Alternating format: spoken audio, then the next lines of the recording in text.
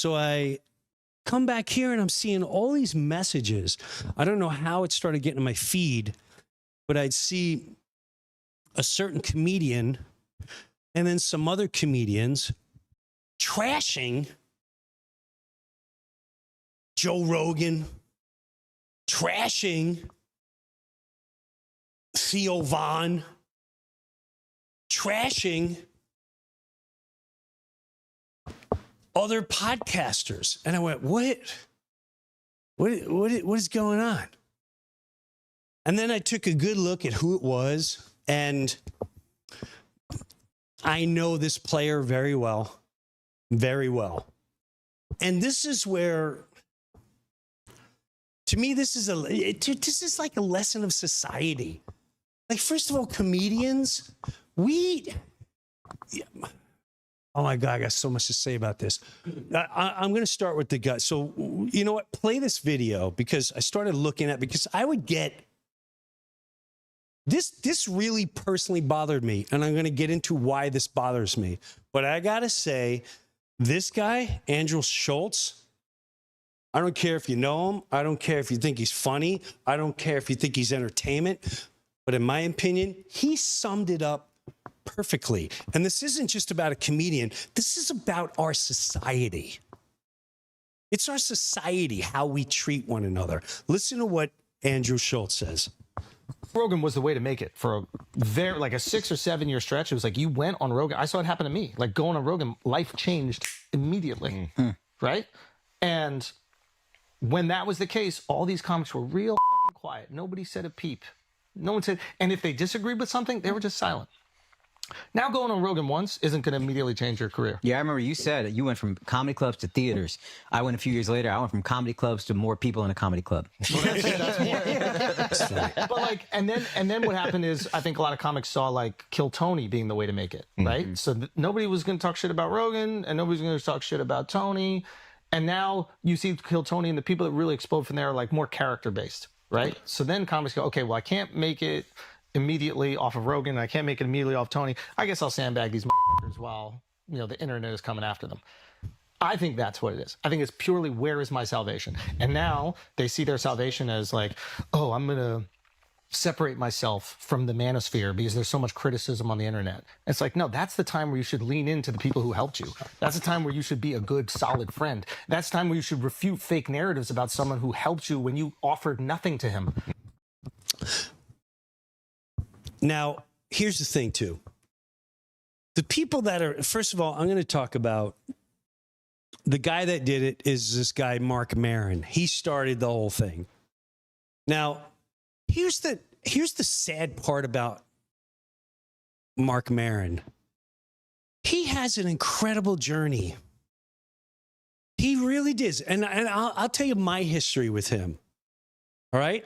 And I'm more sad that this is still in people that are successful and that they do great for themselves and they inspire other people. Mark Maron, in the very beginning, I would play the comic strip in New York. I would play downtown. I would get in a lot of clubs. You know, I'm animated. I get loud. I'm a storyteller. I'm not very good at joke. Other guys are brilliant at it. And Mark would, you know, before I'd go up on stage, he couldn't stand me. He didn't like me. He couldn't. What he didn't like is the fact that the people were losing their minds in the comic strip. I would crush on a Friday night. Ray Romano, Wanda Sykes, crush. I'd go up, crush. It was like the energy in that room. But then I'd get humbled. And I know that was only funny for that moment. It's great to do, but I also knew, okay, this is where my strength is. And then I'd go downtown where it was way harder. It wasn't set up for an animated comedian. Places like the Cellar, you just had to stand and be joke tellers. And it created really good comedians. I'd go down there and I'd get humbled. You know, they can, all right, we get your face. You better come up with a different angle. The stage is really small. So before I'd go on stage at the comic strip, Mark would, on my life, he'd go, Breuer, you're going to woo them tonight with your animation and your little fingers, your little finger puppets. And I never got mad because I could see, right, like it kills you that someone is doing better in your opinion. And it wasn't even better. It's just different. I'm doing something different. You crush it in this arena. You crush it. Everyone's serving ice cream here, and some lines are longer than the other, and some people love it more. Everyone's doing great with their ice cream. There's plenty of ice cream stands. When I go up here, I crush it. What's that? I got a line around the block. When I go down, no one wants to buy it. They're taking it and they're throwing it on the floor. This ice cream sucks. You're not smart. And that was a niche for him. He wanted to be the smart guy. He wanted to be the intelligent guy, which I give him props for doing. You know, he would do routines that were like everyone. He'd talk about the gym, but he'd, throw in a educated word or look extremely smart and I'm above the room and I'm better than you. And he's good at that. That's what he believes. So he'd come up to me before the show. Hey, Breuer, you're going to woo him. And he's doing it for my wife. And I was just like, okay.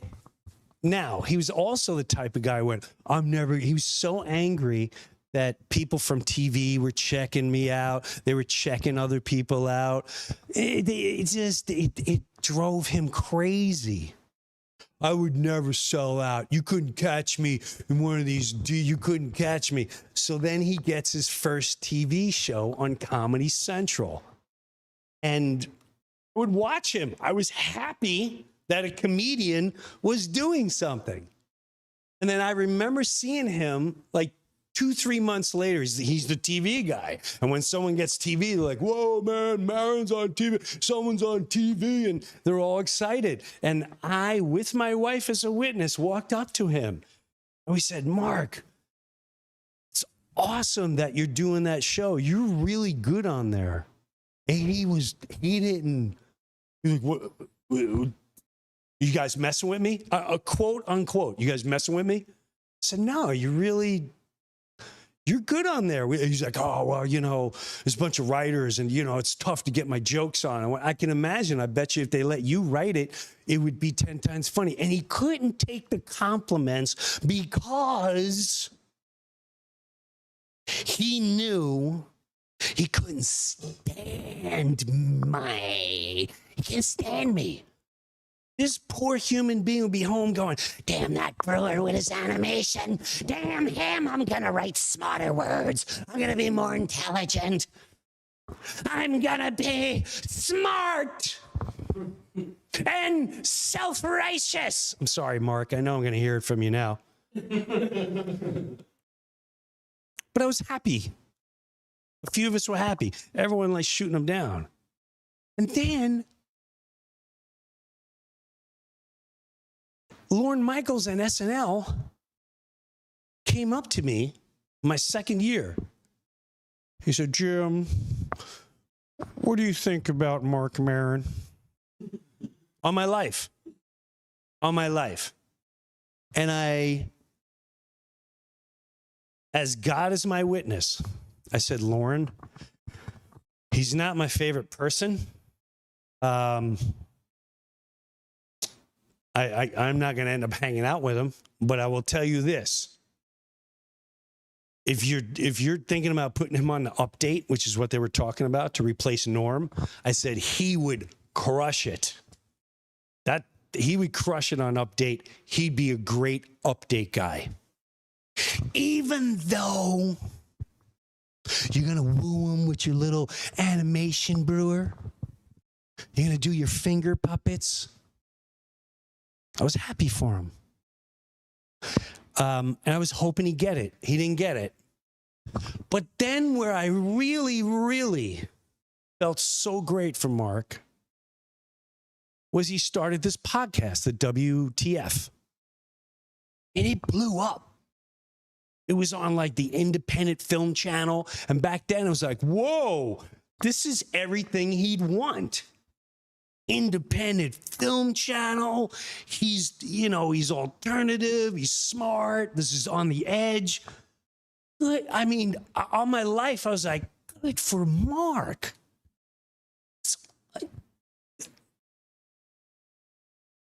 I was so happy for him, and I'd watch him, and I loved what he was doing. I love what he does.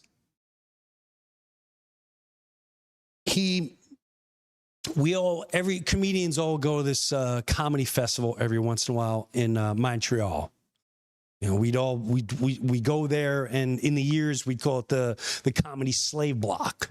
So if you went up, all the executives and television are all there, and you get up and you do your bit, and you'd be like, I'll take Jim Breuer, hold him for 5 months for 50 grand. I'm NBC, I'll buy Jim Breuer and give him one of our best executive producers for 150. Do I hear 175? Do I have 175?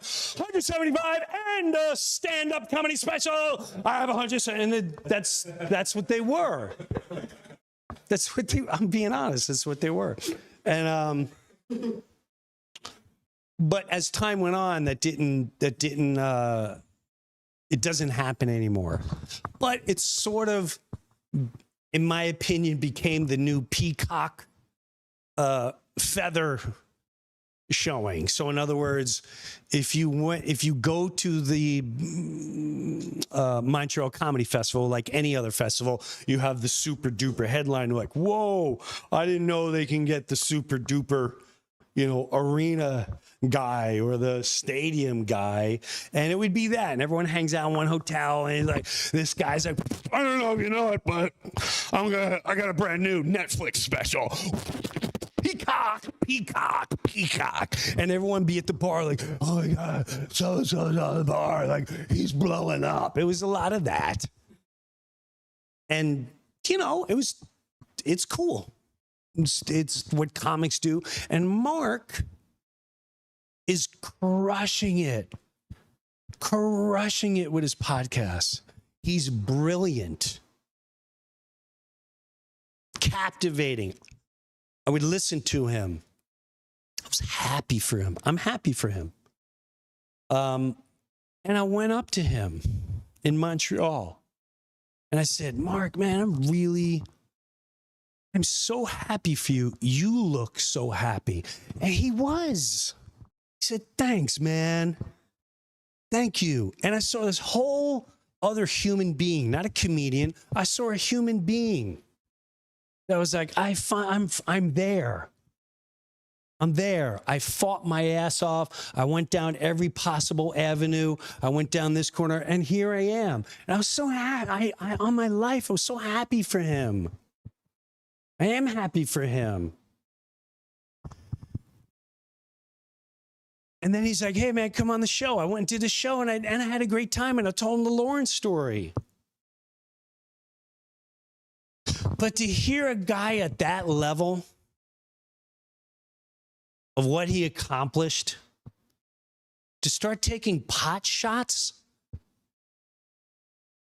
at Rogan and his whatever, and Theo Von, how do you not cheer that on? Like a guy like a Maron, you built yourself an empire. You're an inspiration. When people are doing the things that you've done and then some, how do you not see that as, wow, this is amazing? Or are those buildings too much? This is society. This is society. I was first on the block. My building was here before any other building. And now they're building skyscrapers, and you're like, well, I was the first shop in town. Yeah, you were. And I used to, yeah. Well, there's a lot of other ones that are 10 times bigger. Some of them been here for 6 months. Some of them been here for 5 years. Some of them been here for 15, 20 years. What has that got to do with your success? But when we're at a point in life, if you're still, as a human being, blowing out other people's candles to make yours look brighter, how do we still have that mentality? Let me tell you guys about something about Joe Rogan. I strive to be a Joe Rogan in the way he opens conversation. He sits and he opens the conversation. You want to talk about XYZ? The door is wide open and it's on this manner. It's right here. It's give and take. At least that's what I've been seeing. Maybe I'm crazy. And I watched Rogan when we started in the clubs years ago. He was part of the block. Here comes Joe Rogan, $50,000, get him on this series. And he was off to the races. So he played the comedy clubs. He worked his way up. Then it was the television, what we all strive for. And then even then, the character of a Rogan, I was like, because I wanted leather pants. I wanted kangaroo. I wanted a star on the, I swear to God, I was like, I'm going to get earrings. Thank God I didn't make it when I was younger. I'd be a dick right now. I'd be a dick. I'd be on 5 wives, 30 kids. I'm like, that kid's not mine. I would have been a mess. And Joe was always like, hey man, you want to go to the gym? I ain't going to the gym. LA. He was always about the fitness. He was always about working out. He would debate people. He would, and I watched him get in television. I'd watch him debate people in public, one-on-one. This is something, he always was searching for something deeper. And then he was always into fighting. Now he's in the fighting world. And then he starts the podcast. And he grows into that of he single-handedly took down CNN during COVID. Does everyone understand that? Joe Rogan, when we were in the midst of when we were in the midst of put your mask on, don't take ivermectin. Don't take it. Bring on the late night crew. Don't drink the horse goo. The pressure. You better get vaccinated. Go get vaccinated. Don't take that ivermectin. That's not science. It's not going to make us money. Do you understand? And he did it in the most brilliant way. He brought on the CNN doctor. After Joe, you don't have to like Rogan. This guy that built this empire from the comedy clubs, from going through the scene, literally in front of the world to see, got COVID. He told the world, hey man, I got COVID. And then he told the world, and this is how, I'm not saying I'm a doctor, this is how it went away. And this is when it blew my mind that people still want to hold on to, no, I don't believe it because on the television it says that we need to get this and that, and on the television it says it's misinformation, and on the television, I was just saying the television.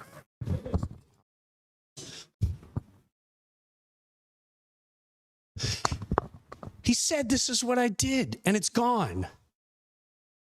And the machine did their very best to make him And all the true believers that went by their instinct and trusted themselves and didn't give in to fear, he was fearless. Rogan was fearless. We need humans that are fearless. When you're insulting someone else's success from someone that built their life, that's not fearless. That's allowing your ego, your self-righteousness. It's everything that humanity, we can't continue with this mentality. After he got COVID, he told the world, this is what I did. He brought on the guy from CNN, the doctor, and caught him red-handed, admitting CNN lied. They lied. And people still watch it. Rogan did that. I didn't see any other podcasts do that. I didn't see any corporate media do that. I didn't see professionals come out and do that. Joe Rogan did that. Joe Rogan's a threat to people that still allow self-righteousness to rule their life. Joe Rogan's a threat. If you can't handle truth sometimes. Joe Rogan is a threat because he built his empire of his life and he's opening the door for so many others. And just because you can't accomplish that, shame on you for throwing rocks at the hill because you're so angry, putting your neck up going, I shouldn't be that big. I deserve to be that. I'm so much smarter. These are the same people that, Larry the Cable Guy, he's not funny, or that comedy is stupid. It's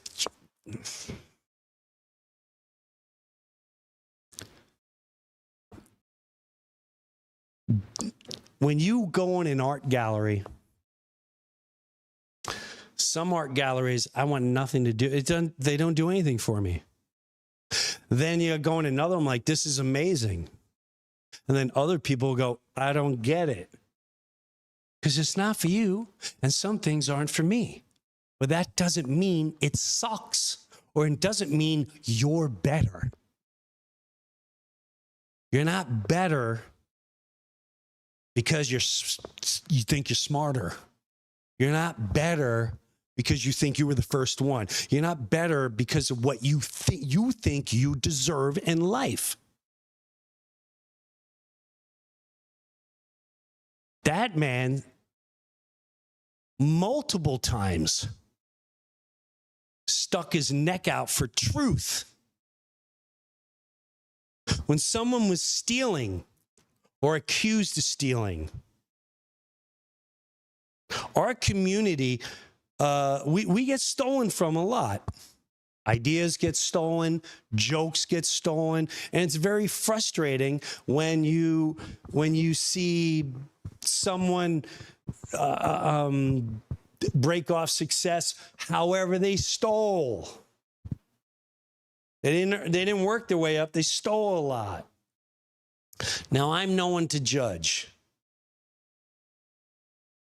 But I do remember a time where Rogan went on stage. I personally really didn't watch a whole lot of TV, and I didn't watch this comedian a whole lot. But other comics I would work with would always accuse this person. And I go, really? Like, how do you not? And I'm just being God's honest truth. And then the famous clip came out where Joe's on stage and calls him out. But I'm telling you, the industry, everybody was going, this one steals. And then it was on TV. There is at least one bit that made me go, oh, actually 2 bits went, oh. Okay, 2 of the biggest bits you can imagine. One from Kinnison, in my opinion, and one from Bill Cosby. And yes, that Bill Cosby. However, You can't hide the fact that he is like word for word, not even trying to hide it. Joe chose truth. He went up there and he said, hey, man, you've been taken, and these little guys, I can't say anything. Here, whether you took it from or not, you're taking. And this person was TV. This person was selling out arenas. But Joe knew the truth. And I remember talking to him. He said, my agent dumped me. I don't know. I'm pretty sure he said, I need to apologize. Unless I don't apologize, they got to dump me. You believe that, Breuer? They don't care if you steal. They don't care if you cheat. They don't care as long as they get their ratings, as long as they get their corporates. Corporations don't care. Television don't care. Steal. Be on Epstein's list. Whatever it is that you do that most people with morals would never do, do it and we'll make you famous. We don't care as long as the numbers are up. He lost his agent and had to start all over again. And then he built his empire, and then he has a podcast. And this isn't a 2-year podcast. This ain't 10-year podcast. Rogan blew out years ago. It was like, you got to get on late night TV and go do Johnny Carson, probably the greatest of all time. Carson. You went on Carson, you were a star the next day. Don't kid yourself. Every comedian out there goes, God, I wish I was on Rogan. If I could just, man, if I could just once get on. Every one of them. Because that's the only human being where the whole world will go, what's up with this guy? Like, what's going on? What's going on with this comedian? But come on, man. And for the young comics out there, you know, his club. Again, are we really, as a society, not just as comedians, as a society,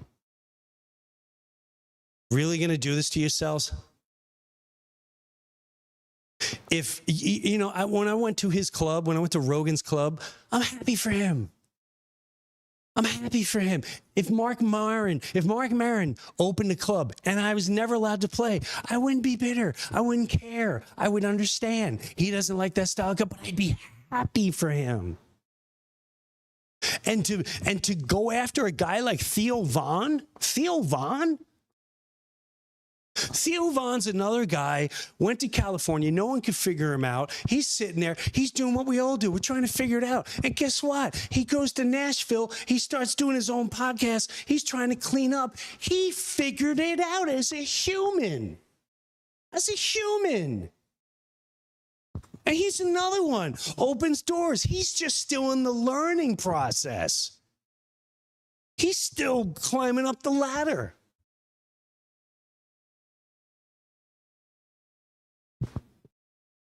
If you really cared, maybe you call him. Hey, man, be careful of this and blah, blah, blah, and don't get caught up in this and blah, blah, blah. If you really cared, but people don't. Because their ego rules them. Their self-righteous owns them. And their insecurity may own them. And they're filled with fear. So sorry. I know this is a lot on Rogan, but it really bothers me when people don't look at what this man has accomplished as a human being. You know how many times, you know, I honestly think it was because it became political and you think he's this or whatever, and he swayed the election, whatever it is. Let's say whatever you want to believe and be mad at, be better. Be better. Build a new empire. Build a new empire. Build a comedy club. Build whatever you like. But don't stand there and look at, hey, this town is down, they're stupid. And then that's another thing. If you're going to do it, make the phone call. You go on public You going? That's where you shoot your missiles from. I'll go on this podcast where I'm safe and no one can debate me, and I'll get to say whatever I want, just like an old hen, just gossiping about the people I don't like. That's what you sound like. And then you got the other little hens going, yeah, I agree. Do you realize how goofy that looks? And for all you young comedians, hey man, if you don't listen, when I walked into Rogan's club, I'm not going to lie to you, I got humbled. I walked in there, hey, you know, I have some nice accomplishments. I did okay in life. Okay, we're in Rogan. There's a couple young guys in there. Howie Mandel is in the corner. I'm going to say he got humbled a little bit too. I can't speak for Howie, but the two of us back in the day were like, hey, you're on television. I'm like, man, I do pretty good for myself. And we're pretty okay guys here in the green room. Some of the young kids, they could care less. And then they were like, hey, man, you want to go in the little room and do this thing we get? I'm like, I don't know. And I realized I've been out of that ring for a long time. Well, you're going to do 15 minutes. I'm like, 15 minutes? I don't know if I can do 15 minutes. My stories go on. Like, I got long stories, man. I start at 8:05 and it ends at 9:20. And I'm still talking about the first story. Meanwhile, you know, tomorrow's gonna be like 18 people on. Did you see Jim Breuer? All he does is tell stories, and they go on and on and on and on. I'm the guy that used to work for this, so therefore, this is my new character, and I'm gonna be a bottom feeder too. I'm the insult guy, but I'm hip. My Band-Aid's here, my Band-Aid's there, my Band-Aid's here. I wear a hat. I've got a tattoo on my face. This guy sucks, that guy sucks, this guy sucks, but I'm cool. Hey, I don't know if you know me, but I used to do this. I'm the ex this guy. I'm the really cool ex this person. I'm way better than so-and-so and so-and-so, so-and-so. So listen to me, because I got something to say. You suck, you suck, you suck, you suck. I'm hip and cool. See you in my next video. Quack, quack. Wait. Like, what do you... These are the people that are making the insults. We are at a time in life where I encourage this behavior because now we see who is going to spiritually grow, who is going to continue with the truth, who's going to continue to look after each other, and who are the ones that are always going to cast stones. Who are the ones that are always going to try to blow out your candle? Who's the ones that are going to be the insulters?